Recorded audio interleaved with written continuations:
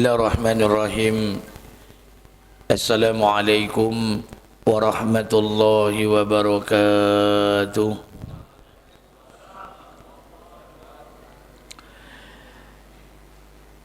Innal hamdalillah nahmaduhu wa nasta'inuhu wa nastaghfiruh wa na'udzu billahi min shururi anfusina wa min sayyiati a'malina. Asyhadu an la ilaha illallah wa asyhadu anna Muhammadan 'abduhu wa rasuluh. Faqala Allah Ta'ala fi kitabihil karim. A'udzu billahi samil alim minasy syaithanir rajim. Bismillahirrahmanirrahim.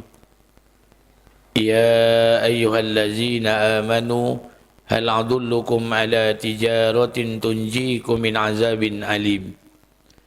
Tu'minuna billahi wa rasulihi wa tujahiduna fi sabilillahi bi amwalikum wa anfusikum zalikum khairul lakum in kuntum ta'lamun. Wa qala an-nabi sallallahu alaihi wasallam an Ibnu Abbas radhiyallahu anhu an-nabiy sallallahu alaihi wasallam mafatihu jannatun la ilaha illallah Muhammad Rasulullah. Sadaqallahul azim wa sadaqallahu ala nabiyil karim. Syukur kepada Allah, bersalawat kepada Rasulullah. Mudah-mudahan pada malam hari ini Allah Subhanahu wa taala senantiasa beri rahmat, keberkahan, kesehatan dan kekuatan buat kita bersama. Amin. Dan mudah-mudahan di malam hari ini masih dalam minha arba'atun hurum, 4 bulan yang dimuliakan Allah di antara 12 bulan. Bulan itu bulan Zulqa'dah, bulan Zulhijjah, bulan Muharram, dan bulan yang terjepit di antara Jumadil Akhir dengan bulan Sa'ban, yaitu bulan Rajab. Setiap kebaikan akan dilipat gandakan dan setiap keburukan juga pasti akan dilipat gandakan. Salawat beriring salam tidak lupa pula kita sampaikan pada junjungan alam Nabi besar Muhammad sallallahu alaihi wasallam. Allahumma salli ala sayyidina wa nabiyyina wa habibina wa safiina wa zuhrina wa maulana Muhammad wa ala ali Muhammad. Bapak Ibu yang dimuliakan Allah Subhanahu wa taala, pertama saya mohon maaf karena dikabari 1-2 hari yang lalu untuk ngisi kajian di masjid ini sebetulnya mepet waktunya karena hari Isya saya sudah harus sampai di Simpang Panam. Tapi karena yang minta adik saya, ya saya sempatkan. Nanti habis sholat Isya mungkin tak sempat wirid bersama, insyaallah saya akan lanjut perjalanan karena di Simpang Panam. Karena besok juga persiapan untuk melanjutkan perjalanan di beberapa kabupaten kota di Provinsi Riau. Baik Bapak Ibu yang dimuliakan Allah Subhanahu wa taala, sebelum kita mulai, mari sama-sama kita istighfar, mohon ampun kepada Allah. Semoga Allah hilangkan sifat ujub, takabur, hasad, iri, dengki, sifat bohong, sombong dan munafik dalam kehidupan ini. Astaghfirullahalazim allazi la ilaha illa wal hayyul qayyum wa atubu ilaih. Baik Bapak Ibu yang dimuliakan Allah Subhanahu wa taala, mumpung masih di bulan Zulhijjah, walaupun sebagian amalan telah dilaksanakan, tapi paling tidak di bulan Zulhijjah ini kita kembali untuk menyemangati diri kita, paling tidak kita akan dipanjangkan umur oleh Allah dan bertemu dengan Zulhijjah 1448 Hijriah. Amin. Baik Bapak Ibu yang dimuliakan Allah, Islam adalah agama yang tidak pernah melupakan sejarah. Sekali lagi saya sampaikan bahwa Islam adalah agama yang tidak pernah melupakan sejarah. Karena 30 juz Al-Quran, 114 surah, sebagian besar isinya adalah kisah dan sejarah. Kisah dan sejarah itu diulang-ulang oleh Allah dalam Quran dengan pengulangan yang berbeda-beda. Dan di bulan Zulhijjah Allah ingin mengingatkan kita dengan sebuah sejarah. Dan sejarah itu kita kenal dengan sejarah pengorbanan, tangisan, kesabaran. Sejarah itu dirangkum dalam satu kisah. Kisah itu diberi nama kisah Ibrahim alaihissalam. Jadi di bulan Zulhijjah ini Allah ingin mengingatkan kembali sejarah itu. Kenapa Allah ingin mengingatkan kita? Karena kisah ini menjadi spirit, menjadi semangat baru buat kita. Menjadi semangat buat kita, bahkan paling tidak menjadi motivasi dalam kehidupan kita untuk melaksanakan amal-amalan. Kalau memang tak sempat di Zulhijjah ini, mudah-mudahan kalau panjang umur Allah sempatkan kita buat amal di Zulhijjah pada tahun yang akan datang. Amin. Allah ingin mengingatkan kembali sejarah tentang sejarah Nabi dan Rasul yang sangat luar biasa. Nabi itu bernama Ibrahim alaihissalam. Ibrahim ini Nabi khusus. Kenapa dikatakan Nabi khusus? Yang pertama, tidak ada satu Nabi, tidak ada satu Rasul yang Allah menyandingkan namanya dengan nama Muhammad yang salawatnya ditumpangkan kepada salawat Nabi, kecuali hanya Ibrahim alaihissalam. Dalam tasawuf akhir kita baca, Asyhadu an la ilaha illallah wa asyhadu anna Muhammad Rasulullah. Allahumma salli ala Sayyidina Muhammad wa ala ali Muhammad kama sallaita ala Ibrahim wa ala ali Ibrahim. Kenapa tidak Nuh alaihissalam? Kenapa tidak Musa? Kenapa tidak Isa? Bukankah mereka sama-sama ulul azmi? Kenapa mesti Ibrahim alaihissalam? Ada apa dengan Ibrahim alaihissalam? Yang kedua, Ibrahim ini nabi yang khusus. Kenapa dikatakan nabi yang khusus? Salah satu nabi yang juga diberikan gelar bukan hanya Khalilullah, tapi diberikan gelar Abul Anbiya, bapaknya para nabi. Ini berarti di antara 124.000 para nabi dan rasul, 313 orang rasul, 25 nabi yang wajib diimani, Ibrahim nabi yang ke-6, berarti ada 19 nabi lagi, seluruhnya berasal dari keturunan anak cucu Ibrahim alaihissalam. Makanya Ibrahim dikatakan Abul Anbiya, bapaknya para nabi. Maka Ibrahim diberikan gelar Abul Anbiya, bapaknya di antara seluruh para nabi, termasuk dari keturunan Nabi Muhammad SAW. Nasabnya ketemu dengan keturunan Ibrahim alaihissalam. Makanya Ibrahim itu dikatakan Abul Anbiya. Dua. Yang ketiga, kenapa Ibrahim alaihissalam ini dikatakan nabi yang khusus? Karena satu-satunya nabi yang diperintahkan oleh Allah selain Rasulullah untuk merenovasi Ka'bah, itu hanya Ibrahim alaihissalam. Nanti kita akan lihat sejarahnya. Satu-satunya nabi yang diperintahkan oleh Allah selain daripada Rasulullah untuk melakukan renovasi Ka'bah, hanya Ibrahim alaihissalam dari antara 124.000 nabi dan rasul. Ibrahim alaihissalam menjadi nabi dan rasul yang terpilih. Di mana Ibrahim alaihissalam diturunkan? Ibrahim diturunkan di kawasan Ur. Ur itu Irak Selatan, Babilonia, Mesopotamia, atau daerah itu disebut dengan nama Kanan. Diutuslah Ibrahim alaihissalam ke sana. Maka Ibrahim alaihissalam mengemban tugas pokok dan fungsi mengajak manusia ini agar manusia ini beriman kepada Allah. Maka di bulan Zulhijjah Allah ingin mengingatkan kita tentang kisah-kisah Ibrahim. Berapa banyak Allah ceritakan kisah Ibrahim? Namanya Allah sebut 69 kali dalam Quran. Ceritanya Allah ceritakan hampir ke dalam 8 juz Al-Quran. Diulang-ulang oleh Allah Subhanahu wa ta'ala. Lantas pertanyaannya, apa yang mau kita ambil dari sekian banyak kisah Ibrahim alaihissalam dengan kaitan di bulan Zulhijjah?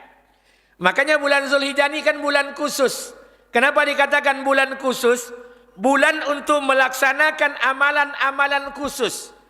Tidak ada amalan yang dikerjakan di bulan Zulhijjah ini, amalan khusus itu tidak bisa dikerjakan di bulan yang lain. Tidak bisa. Makanya alhamdulillah bagi kita yang sudah melaksanakannya, alhamdulillah. Maka ada 6 amal yang mesti dibuat di bulan Zulhijjah. Tapi alhamdulillah walaupun sudah lewat, ini Zulhijjah ke depan kita akan semangat kembali. 6 amal. Amal ini tidak bisa dilakukan di luar bulan Zulhijjah. Apa amal yang pertama? Amal yang pertama dilakukan di bulan Zulhijjah ini adalah melaksanakan ibadah haji. Haji itu tidak ada di bulan Muharram, tidak ada di bulan Syawal, tidak ada di bulan Rabiul Awal. Itu haji hanya ada di bulan Zulhijjah. Ini amalan khusus. Kemana orang haji Pak Ustadz? Ke Mekah Al-Mukarramah. Di mana Mekah Al-Mukarramah itu Pak Ustadz? Mohon maaf, di daerah Saudi Arabia. Di sana ada kawasan Mekah. Mekah ada masjid namanya Masjidil Haram Mekah Al-Mukarramah. Kemananya kita melaksanakan haji? Di dalam Masjidil Haram ada bangunan tertua. Bangunan tertua itu diberi nama Bakkah. Ini yang dikatakan oleh Allah Subhanahu wa taala. Inna awwala baiti wudi'a lin-nasi lallazi bi Bakkatan mubarakah wa hudan lil alamin. Rumah yang pertama sekali yang dibangunkan untuk manusia. Rumah itu yang bangunnya bukan manusia, yang bangunnya Allah, tapi dibangun di zaman Nabi Adam. Bapak Ibu jangan bayangkan rumah yang dibangun itu seperti rumah kita sekarang. Maka rumah yang pertama sekali yang dibangunkan oleh Allah untuk manusia, rumah itu diberi nama Bakkah. Bakkah itu nama lain daripada kota Mekah, merujuk kepada Ka'bah. Ka'bah yang dibangun bukan Ka'bah seperti sekarang, Pak. Yang dibangun itu pondasi. Dibangun di zaman Nabi Adam alaihissalam. Hebatnya Allah mengatakan inna awwala baiti wudi'a lin-nasi lallazi bi Bakkatan mubarakah wa hudan lil alamin. Apa saja yang ada di seputaran Bakkah, apa saja yang ada di seputaran Ka'bah, kami berikan keberkahan. Jadi yang membuat berkah itu bukan Masjidil Haramnya, Pak, Ka'bah. Karena itu bangunan yang pertama dibangun oleh Allah, rumah Allah. Jadi apa saja yang ada di seputaran Ka'bah, Allah berikan keberkahan. Maaf, kalau seandainya Masjidil Haram itu tidak ada Ka'bah di sana, maaf, Masjidil Haram sama dengan masjid kita. Yang membuat berkah itu Ka'bah itulah. Apa saja yang berdekatan dengan Ka'bah, Allah berikan keberkahan. Ada masjid yang dekat dengan Ka'bah. Masjid itu diberi nama Masjidil Haram Barokah.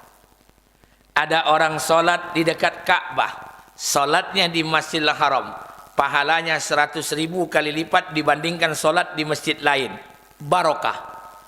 Ada air di seputaran Ka'bah, air itu tidak akan pernah berhenti mengalir sampai hari kiamat. Zam-zam, barokah. Apalagi? Jangankan air, ada pijakan kaki manusia. Tidak ada kaitan dengan amal. Ada pijakan kaki manusia. Ketika Ibrahim alaihissalam diperintahkan oleh Allah untuk merenovasi Ka'bah. Kenapa direnovasi Pak Ustaz? Karena Ka'bah hancur. Dulu zaman Nabi Adam kan dibangun Ka'bah. Dibangun Ka'bah itu pondasi. Ketika zaman Nabi Adam dibangun pondasi Ka'bah. Adam wafat, muncul Nabi Idris. Ka'bah masih ada. Idris wafat, muncul Nabi Nuh alaihissalam. Ka'bah masih ada. Tapi zaman Nabi Nuh alaihissalam, Allah datangkan bencana banjir karena doa Nabi Nuh alaihissalam. Wa qala Nuh, ya Rabb, la tazar 'alal ardi minal kafirina dayyara. Ya Allah, jangan kau biarkan satu orang kafir pun tinggal di muka bumi ini. Doa Nabi Nuh dikabulkan Allah. Allah turunkan bencana banjir. Banjir itu mematikan semua orang kafir di muka bumi. Air sampai ke puncak gunung Himalaya. Air itu merendam bumi selama 6 bulan 180 hari. Seluruh orang kafir mati. Yang tinggal hanya 83 orang beriman kepada Allah. Pondasi Ka'bah hancur. Nuh wafat, muncul Nabi Hud, Ka'bah dibiarkan. Hud wafat, muncul Nabi Soleh, Ka'bah dibiarkan hancur. Soleh wafat, muncullah Nabi Ibrahim alaihissalam. Zaman Ibrahim inilah Allah perintahkan, wa iz yarfa'u Ibrahimul qawaid minal baiti wa Ismail. Kami perintahkan Ibrahim alaihissalam untuk meninggikan qawaid, bentuk jamak, pondasi-pondasi Ka'bah. Kenapa? Karena pondasi Ka'bah hancur. Mulailah Ibrahim meninggikan pondasi Ka'bah, merenovasi Ka'bah. Tempat pijakan kaki Ibrahim itu diberi nama Maqam Ibrahim, barokah. Sunnah salat 2 rakaat di belakangnya, dan termasuk salah satu tempat doa yang mustajab, barokah.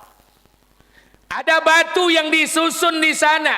Ismail alaihissalam ketika melihat ayahnya membangun Ka'bah, maka diambil oleh Ismail alaihissalam batu, dihantarkan kepada Ismail. Batu dalam bahasa Arab hajar. Kalau disusun-susun, hijir. Kalau dinaikkan ke atas, hujura. Kalau dibuat kamar-kamar hujurat, maka batu yang disusun itu dinamakan hijir Ismail, barokah. Siapa saja yang sholat dalam hijir Ismail, sama seperti mereka sholat di dalam Ka'bah, barokah. Jadi yang membuat berkah itu Ka'bahnya. Apalagi hotel. Ada tanah di seputaran Ka'bah, barokah. Tanah itu diberi nama tanah haram. Ada bangunan hotel di seputaran Ka'bah, tanah haram, barokah. Satu-satunya hotel di muka bumi yang tidak pernah tidak laku semenit pun, kecuali 2 hotel saja di tanah haram, Makkah dan Madinah, barokah. Apa saja yang ada di seputaran Ka'bah, barokah. Bukan hanya di seputaran Ka'bah. Ada istri Ibrahim mencari air minum buat anaknya Ismail, dari Safa ke Marwah, Marwah ke Safa, barokah. Safa ke Marwah itu diratifikasi, dilegitimasi menjadi syariat orang melaksanakan ibadah haji dan umroh. Amalan itu diberi nama sa'i. Kalau ada orang umroh, ada orang haji tidak sa'i di Safa Marwah, berarti dia tidak menjalankan rukun haji dan umroh. Haji umroh mereka batal, barokah. Barokah. Makanya diperintahkan oleh Allah, walillahi 'alan nasi hijjul baiti man istata'a ilaihi sabil. Kewajiban manusia itu kepada Allah adalah sengaja, adalah menunaikan ibadah haji bagi orang yang mampu untuk melakukan perjalanan. Kemana orang haji? Ke Makkah Al-Mukarramah. Di mana? Di Masjidil Haram. Di Masjidil Haramnya di mana? Dalamnya ada Ka'bah. Makanya mohon maaf Bapak Ibu yang dimuliakan Allah, yang memerintahkan haji ini siapa? Bukan Nabi. Yang memerintahkan Nabi ini bukan sahabat. Yang memintakan haji ini Allah. Allah langsung perintahkan, Pak.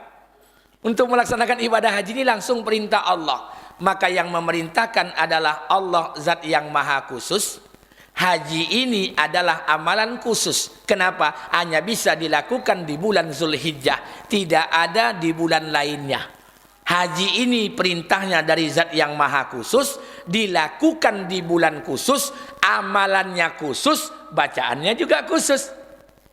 Maka orang melaksanakan ibadah haji talbiyah, labbaik Allahumma labbaik, labbaik la syarika laka labbaik, innal hamda wan ni'mata laka wal mulk la syarika lak, la syarika lak. Perintahnya dari zat yang maha khusus, amalannya dikerjakan di bulan khusus. Haji ini adalah ibadah khusus, bacaannya khusus. Untuk melakukannya Bapak Ibu mesti datang di tempat khusus. Di mana dia? Di Makkah Al-Mukarramah, di Masjidil Haram. Untuk masuk ke dalam Masjidil Haram, Bapak Ibu diperintahkan untuk berpakaian khusus. Pakaian itu diberi nama ihram. Pak, Bu, ihram itu bukan pakaian sunnah Nabi. Ihram itu bukan pakaian sahabat. Ihram itu langsung Allah yang menetapkannya. Allah yang menentukannya.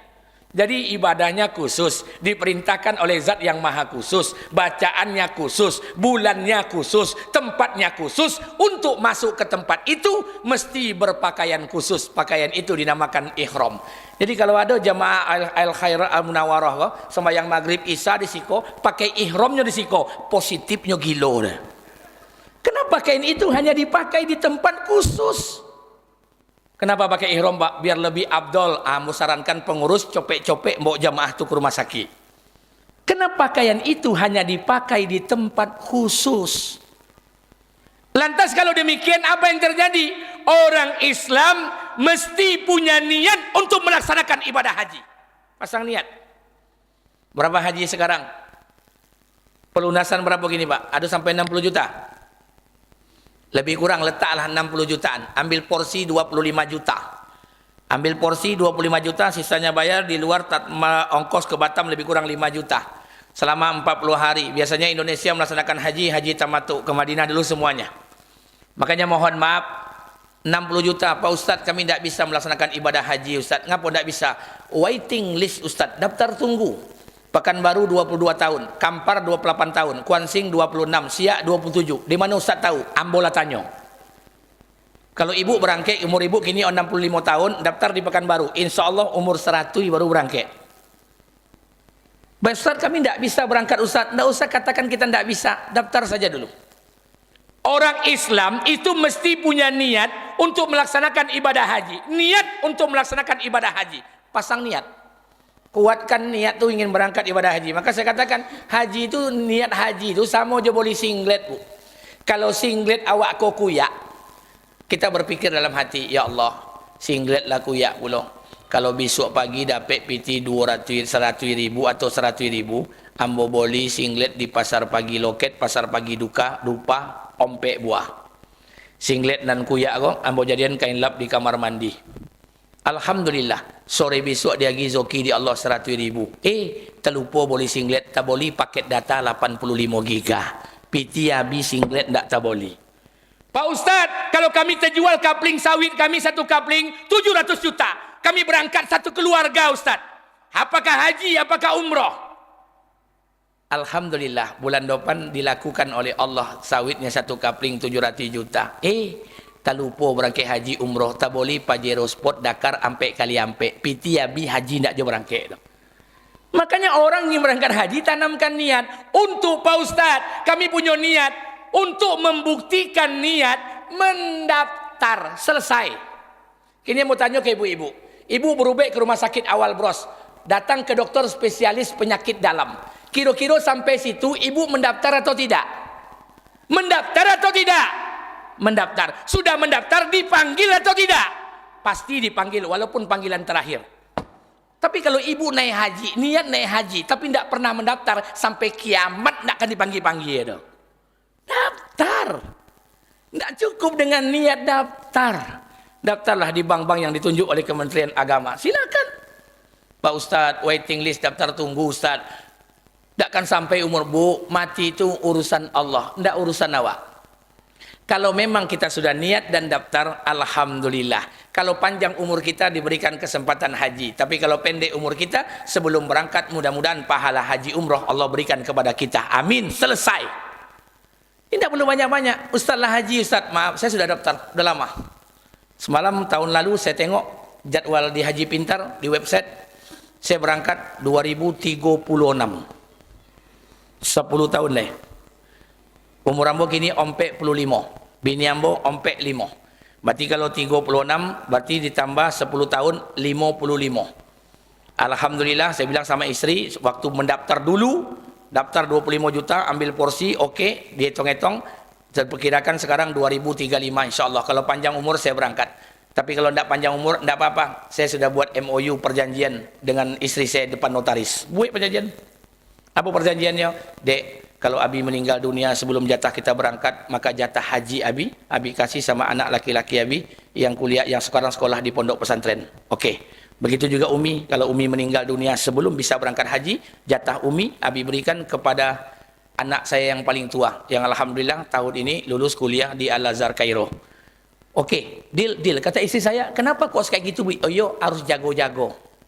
Kenapa? Karena besok di perjalanan ulun berangkat haji, ambo mati, bini ambo kawin sama laki muda. Diboknya laki muda haji pakai piti ambo, mana bisa terima, Pak? Jadi joleh-joleh duit itu. Tapi urusan mati kan bukan urusan kita. Yang jelas berangkat dulu. Bismillah, niat, daftar, selesai. Pak Ustadz, kami tidak punya uang Ustadz untuk bisa berangkat haji. 60 juta Ustadz. Miskin kami. Jangankan berangkat haji Ustadz. Masuk anak sekolah aja tidak ada uang. Oke, no problem. Mafi muskilah. Tidak ada masalah. Kalau tidak sanggup ingin melaksanakan ibadah haji 60 juta, turun amalan kedua. Tidak bisa haji 60 juta, laksanakan amalan kedua. 30 juta. Apa 30 juta? Umroh. Kerjakanlah. Syukur-syukur kita bisa haji dan umroh. Tidak bisa 60 juta, umroh 30 juta. Pak Ustaz, kami tidak bisa umroh Ustaz, PT tidak ada. Pak, Bu, Ibu jangan berbohong dengan saya. Kalau berbohong dengan saya akan percaya. Tapi maaf, kita tidak boleh berbohong dengan Allah. Allah tahu keadaan kita. Untuk haji 60 juta tidak tolok. Untuk umroh 30 juta tidak tolok. Bilang uang tidak punya. Kalau untuk umroh 30 juta tidak mampu. Tapi kredit mobil Avanza 5 juta sebulan, 5 tahun. Bercarian siang dan malam tunggang tunggi. Panduto. Bohong kita nih Pak. Boros dengan dunia. Pelit dengan urusan agama. Maka sampai kiamat tidak akan berangkit. Waduh Pak. Ini keadaan kita Pak. Kalau untuk ibadah PT tidak ada. Kredit auto ompe tahun siang malam bercarian. Maka saya katakan, cobalah jujur dengan Allah. Ibu boleh membohongi saya, Bapak boleh membohongi, tapi jangan pernah membohongi Allah. Dengan siapa kami umroh? Silakan. Saya tidak akan promosi travel, Pak. Mau travel lain terserah. Tapi kalau tidak ada travel, pakai travel Lambo. Selesai. Silakan, tidak ada masalah. Silakan mau berangkat umroh. Ustaz lah umroh, alhamdulillah. Saya baru pulang menunaikan ibadah umroh awal Ramadan semalam. Membawa rombongan 383 orang. Dan insya Allah bulan Juli ini, tanggal 26, saya berangkat umroh membawa rombongan 191 orang. Kebetulan saya komisaris kepala mutawif PT Bimalindo Hajar Aswad. Alhamdulillah kalau jadi saya berangkat bulan Juli ini, berarti itu umroh yang ke-34 kali. Berangkat bismillah. Tidak ada cerita Pak. Bismillah. Berangkat. Pasang niat. Kita berangkat. Oh, mengaku mencintai Nabi. Mengaku berselawat kepada Nabi. Mengaku mengamalkan sunnah Nabi. Tapi tidak pernah di hatinya punya niat menziarahi makam nabinya. Inilah cinta yang ada kedustaan di dalamnya. Panduto. Minta kepada Allah agar Allah panjangkan umur kita. Jangan cabut nyawa sebelum Allah hantarkan kita untuk menziarahi makam nabi kita. Minimal sekali seumur hidup. Punya niat. Ibu mau jalan ke Eropa, ke luar negeri, kemana saja. Ke Thailand, ke Laos, Myanmar, Vietnam, Kamboja, Eropa sana. Tidak berarti kalau ibu belum pernah jalan ke Mekah Al-Mukarramah. Tunaikan ibadah haji dan umroh. Tidak sanggup 60 juta, turun amalan 30 juta umroh. Pak Ustadz, kami tidak sanggup umroh 30 juta, PT tidak ada. No problem, mafi muskilah, tidak ada masalah. Turun amalan yang ketiga. Apa amalan yang ketiga? Tidak sanggup 60 juta haji, 30 juta umroh. Amalan yang ketiga di bulan Zulhijjah, kurban 3 juta. Di Siko berapa kurban? Lotaklah 3 juta, payah metong. 3 juta. Tidak juga sanggup kurban 3 juta. Dengan bermacam-macam dalil. Tidak perlu saya sampaikan dalil-dalil yang lain. 3 juta. Tidak sanggup 60 juta, 3 juta. Kurban. Kurban itu hanya ada di bulan Zulhijjah. Amalan harta yang paling utama, kurban. Zakat Ustaz, zakat itu bukan paling utama. Zakat itu kewajiban dalam piti awak ada piti orang. Maka dikeluarkan. Tapi amalan harta yang paling utama, kurban. 3 juta. Pak Ustaz, hidup kami susah Ustaz. Tidak ada uang untuk kurban Ustaz. Oke. Kalau kita jujur, kita berdoa pada Allah, Allah lapangkan hidupnya, Allah cukupkan hidupnya. Tapi kalau dia berbohong, doa tanggung sajalah akibatnya. 2, 3. Tidak sanggup kurban 3 juta, no problem, mabi muskilah, tidak ada masalah. Turun amalan yang keempat. Apa amalan yang keempat? Puasa. Perbanyak amal-amal puasa di bulan Zulhijjah. Apalagi pertama 10 hari di bulan Zulhijjah semalam. Banyaklah andai Pak Ustaz, jangankan 10 hari di bulan Zulhijjah le Ustaz. Ramadan je tak puasa kami Ustaz. Kalau ada orang model itu memang tak bau taknya kata Pak. Okey, no problem, karena itu puasa sunat. Tak ada masalah. Tak sanggup amal puasa di 10 hari yang pertama, no problem. Ambil yang sunat muakkadah, turun amalan yang kelima. Apa amalan yang kelima? Puasa Arafah 9 Zulhijjah. Ndeh Pak Ustaz. Puasa Arafah gondeh. Kami asal puasa Ustaz, pagi hari jam 9 tu badonyui ulu hati Ustaz. Menengok orang makan lontong pakai kuah kacang sama bakwan tu tak bisa kami Ustaz. Okey, tak ada masalah Bu. Karena ini puasa sunat 9 Zulhijjah, yang tak sanggup 9 Zulhijjah Arafah, tak ada masalah kena sunat. Sunat muakkad. Tak sanggup amalan yang kelima, mabi muskilah, tak ada masalah. Turun amalan yang terakhir. Apa amalan yang terakhir? Qauli fi'li takrir. Sunnah fi'li. perbuatan Nabi di 10 Zulhijjah. Habis sholat subuh, tidak makan, tidak minum, sampai khotib turun mimbar hari raya sholat Idul Adha. Kalau ndak jo tolok, pergi ke kantor lurah kok, minta surat keterangan kematian, mampu yo lale. Jadi amalan ini kan mudah, kerjakanlah mana yang bisa kita kerjakan. Maka Zulhijjah ini amalannya luar biasa. Syukur-syukur kita ke-6-6-nya bisa melaksanakan. Saya sudah haji Ustaz, sudah umroh, sudah kurban setiap tahun Ustaz. Puasa saya dapat, Arafah saya dapat, alhamdulillah.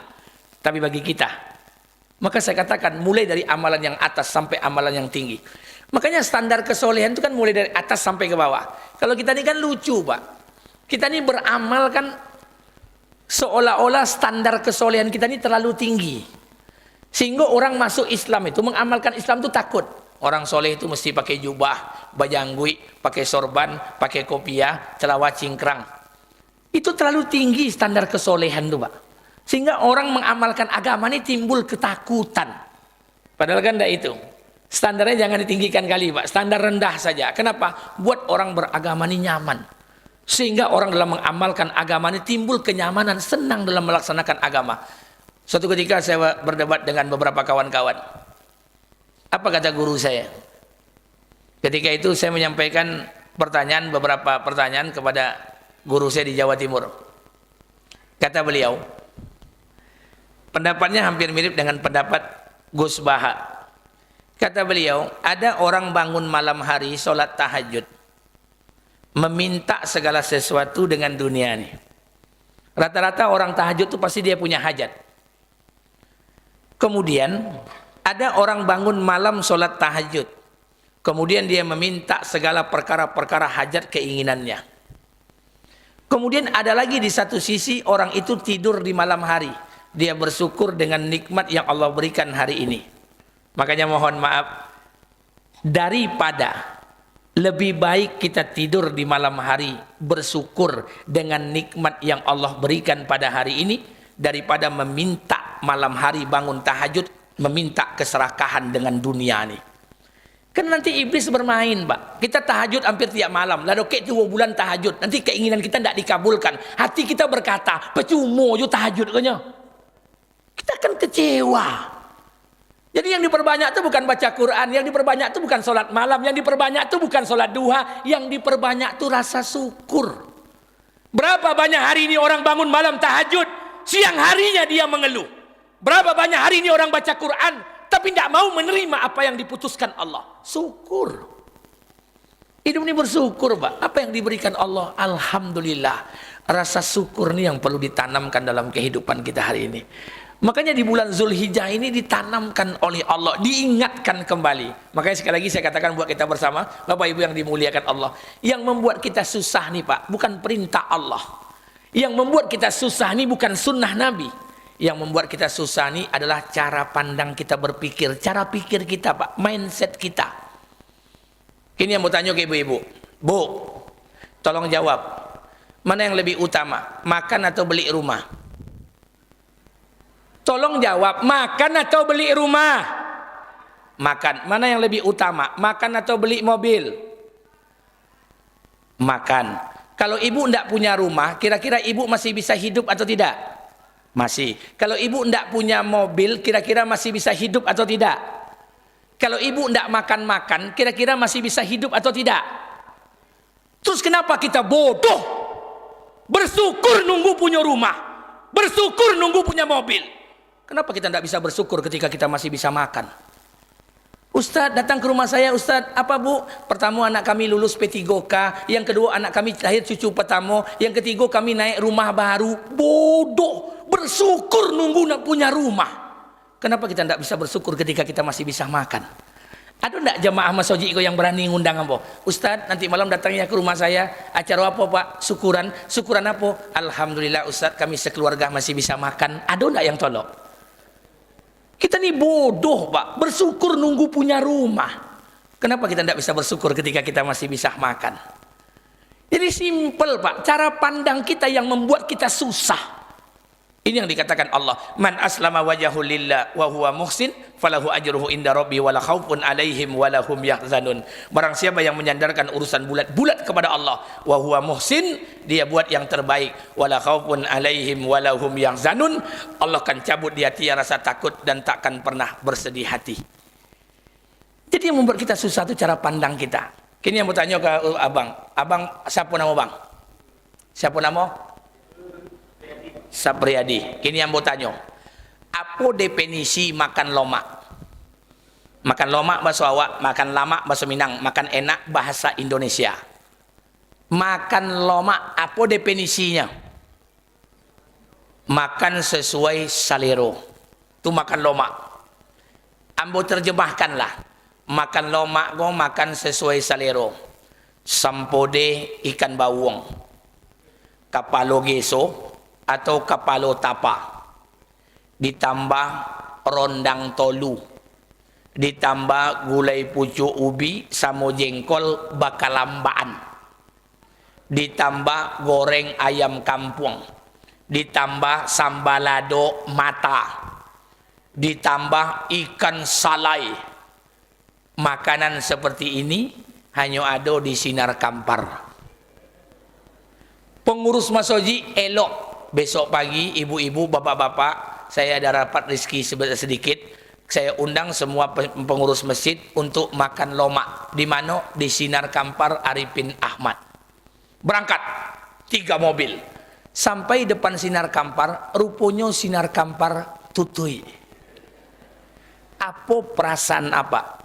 Gelisah. Di mana lah cari sempodenan lomak lego. Kita ni bodoh. Untuk memakan enak saja, otak kita ni habis mendefinisikannya. Padahal ubek makan yang paling lomak tu apa? Ubek makan yang paling lomak tu lita. Orang kalau lita pocu ubi-ubi lomaknya. Obat tidur yang paling enak ngantuk. Orang ngantuk di pos rundo lolok aja. Tapi kita kan repot, tidur harus di spring bed, kasurnya harus empuk American. Terciri mesti pakai American standar, klosetnya jongkok, repot. Jadi yang membuat repot kok cara pandang kita, Pak. Sederhanakan itu. Jadi hidup ini simple, Pak. Makanya saya katakan jangan ukur sepatu kita dengan kaki orang lain. Orang lain, sepatu awak, selesai. Hidup ini indah. Tidak perlu banyak cerita, Pak. Makanya saya katakan jangan ukur sepatu kita dengan kaki orang lain. Takwa itu pakaian kita. Jangan paksa orang lain memakainya. Ambo tidak makan ayam di pasar. Kenapa? Karena menurut pemahaman Ambo, orang yang di pasar itu mohon maaf. Barangkali mungkin tidak sompeknya baca bismillah. Itu pakaian Ambo. Tapi jangan lo disuruh jamaah tidak makan ayam, tidak boleh ayam di pasar batumbu awak beko. Artinya pakaian itu pakaian takwa. Jangan dipasok kaki awak dengan sepatu orang lain. Selesai. Jadi hidup ini indah, Pak. Makanya saya katakan, buat beragama ini sehingga orang senang dalam melaksanakan amal-amal agama ini. Tidak ada ketakutan lagi dengan amal agama ini. Tidak ada ketakutan lagi. Ini kita terlalu banyak syarat, Pak. Soleh itu terlalu banyak syarat. Kalau andai kata sembahyang beko, tidak sempurna wuduknya, solat tidak diterima. Kalau Al-Fatihahnya tidak fasih, ain, kha, tidak selesai hurufnya, solat tak terima. Kalau tidak kusuk, tidak ikhlas, solat tidak diterima. Lama-lama preman nyobin berhentilah sembahyang lainnya. Terlalu tinggi tingkat kesolehan. Lah bisa sujud itulah luar biasa, Pak. Udah bisa kita datang ke masjid sujud di hadapan Allah, itu udah luar biasa. Kita butuh proses. Maka saya katakan jangan terlalu tinggi standar kesolehan kita, Pak. Kenapa? Karena orang ingin beragama ini mudah. Nanti mereka akan pelajari bertahap demi bertahap, sedikit demi sedikit. Perempuan soleha tu mesti pakai manset, pakai kos kaki, pakai hijab, pakai purdah, pakai nikob, pakai cadar. Baron tiwang bagamu esok, Pak. Jangan terlalu tinggi standarnya. Biasa saja. Tutup aurat, boleh nampak muka dan telapak tangan. Alhamdulillah. Kalau seperti ini orang indah beragama, Pak. Tidak repot, orang tidak rumit lagi beragama. Maka saya minta buat kita bersama. Kenapa Allah Subhanahu Wa Taala jadikan hidup kita ini berkah? Allah ceritakan semua kisah-kisah dalam Quran, semoga kita belajar. Ibrahim diceritakan oleh Allah sama, amalannya diceritakan oleh Allah. Ibrahim berdakwah kepada Raja Namrud yang ketika itu rajanya apa? Rajanya Namrud. Namrud itu laknatullah alaih. Tapi Ibrahim berdakwah menyampaikan agama ini dengan lemah lembut. Musa berdakwah dengan Fir'aun, raja zalim, lemah lembut. Ini kan pelajaran juga buat kita. Tidak ada satupun dakwah Nabi itu yang menghina, mencaci, membuli, tidak ada. Semua dakwah Nabi itu dengan hikmah. Ibrahim dakwah dengan Namrud, hikmah. Musa berdakwah dengan Fir'aun, izhab ila Fir'aun, lembut. Nabi kita anittum harisun, orang yang paling berlemah lembut. Jadi kalau ada ustaz di mimbar kau berdakwah dengan kasar mencaci maki, tanyakan dengan ustaz dia tu umat Nabi atau tidak. Jadi dakwah itu lembut, tidak ada yang membuli kasar, tidak ada. Dakwah itu dengan kebaikan, ajak manusia pada kebaikan, sampaikan kepada mereka dengan kebaikan, selesai. Hidayah itu punya Allah. Setelah itu punya Allah, Pak. Itu bukan ranah kita lagi. Hidayah bukan punya kita, kerja ini punya kita. Tapi hidayah bukan punya kita, itu punya Allah Subhanahu wa taala. Makanya ajak orang berbuat baik, tapi jangan pernah merasa menjadi orang yang paling baik. Ajak orang beramal soleh, tapi ingat jangan pernah merasa menjadi orang yang paling soleh. Dulu ketika Nabi dilahirkan, Nabi dilahirkan di depan, tidak jauh dari Ka'bah. Ketika saat Nabi dilahirkan, tahun itu dinamakan tahun gajah. Datang tentara Yaman, dari negeri Yaman, membawa lebih kurang 100.000 pasukan bergajah. Sampai di batas tanah haram, berhenti. Dipimpin oleh Abraha. Apa kata Abraha? Siapa pimpinan Quraisy? Abdul Muthalib, kakek Nabi. Siapa pimpinan Ka'bah? Abdul Muthalib, kakek Nabi. Panggil, dipanggil. Datang Abdul Muthalib. Apa kata Abraha? Woi Abdul Muthalib, kamu tahu siapa saya? Saya pimpinan tentara dari negeri Yaman. Datang kemari membawa pasukan bergajah 100.000 ekor. Tujuan satu, hancurkan Ka'bah. Tapi kami tidak ingin ada pertumpahan darah. Sekarang kau bawa orang Mekah nih keluar dari Mekah, kami akan hancurkan Ka'bah. Tapi ingat kata Abraha, harta kalian, rumah kalian, unta kalian, kambing kalian, kami sita. Apa jawaban Abdul Muthalib? Abdul Muthalib low profile. Kata Abdul Muthalib, Abraha, kalau kau ingin hancurkan Ka'bah, hancurkan saja. Tapi kambing dan nanang ambiak tadi, tolong capek dipulangkan. Kata Abraha, pemimpin macam apa engkau? Kami kemari ingin hancurkan masjid, ingin menghancurkan Ka'bah, tempat kalian ibadah, kalian biarkan. Malah kau pikirkan 100 ekor kambing waang yang denambi ang pikiran. Pemimpin macam apa engkau? Apa kata Abdul Muthalib? Oh ya Abraha, Ka'bah tu punya pemilik, pemiliknya lebih tahu cara menjaganya. Kambing tu punya den copek pulangan. Itu cara berpikir Abdul Muthalib, Pak.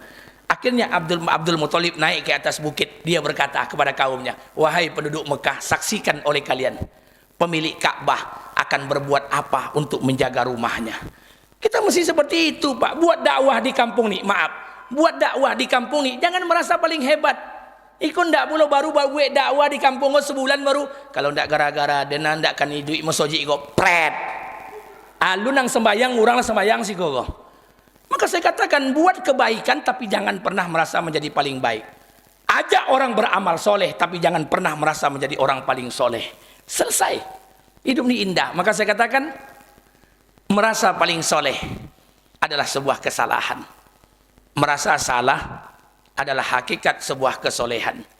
Baik menjadi orang penting, tapi jauh lebih penting lagi kalau kita menjadi orang baik.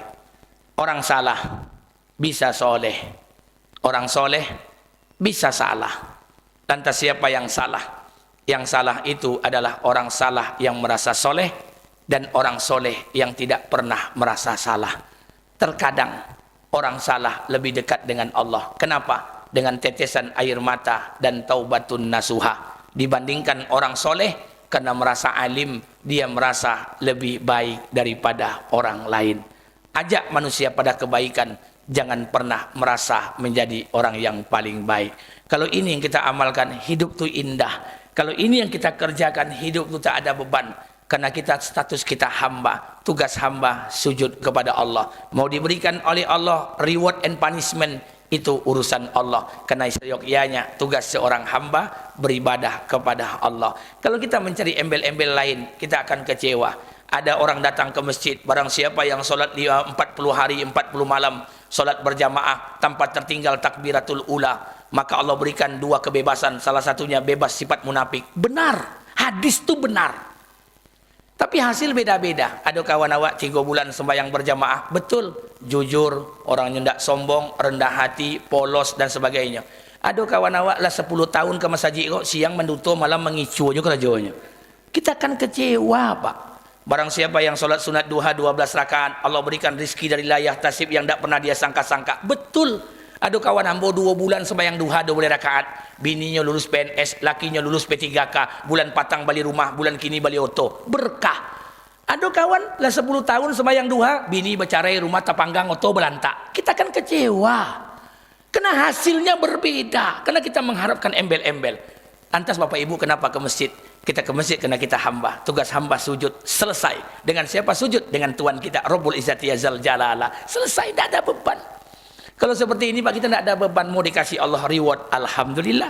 Mau dikasih Allah punishment, alhamdulillah. Itu semua hak Allah Subhanahu wa taala. Maka oleh karena itu, Bapak Ibu yang dimuliakan Allah Subhanahu wa taala, sebelum saya tutup, saya berikan pesan buat kita bersama. Tidak ada satupun yang terjadi di muka bumi ini, semuanya terjadi atas izin dan pengetahuan Allah.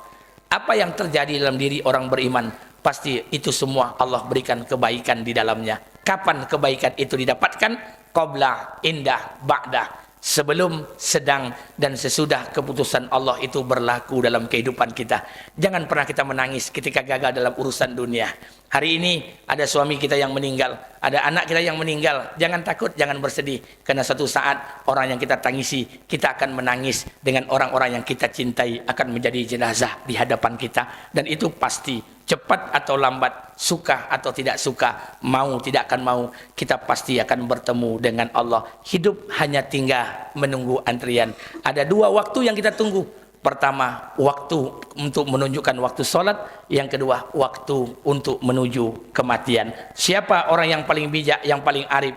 Bukanlah orang banyak harta, bukanlah orang banyak hewan ternaknya, bukan orang berulang-ulang kali haji dan umroh, tidak. Orang yang paling pintar adalah orang yang sibuk menyiapkan bekal untuk kehidupan setelah kematian mereka. Mudah-mudahan Allah terima setiap kebaikan kita, Allah ampunkan setiap dosa-dosa kita. Amin, amin, amin, ya Rabbal Alamin. Ini mungkin yang dapat saya sampaikan pada malam hari ini. Lebih dan kurang saya mohon maaf. Subhanakallah wa bihamdika, asyhadu an la ilaha illa anta, astaghfiruka wa atubu ilaih. Assalamualaikum warahmatullahi wabarakatuh. Waalaikumsalam warahmatullahi wabarakatuh. Terima kasih kami ucapkan. Fa inna ma'al usri yusra.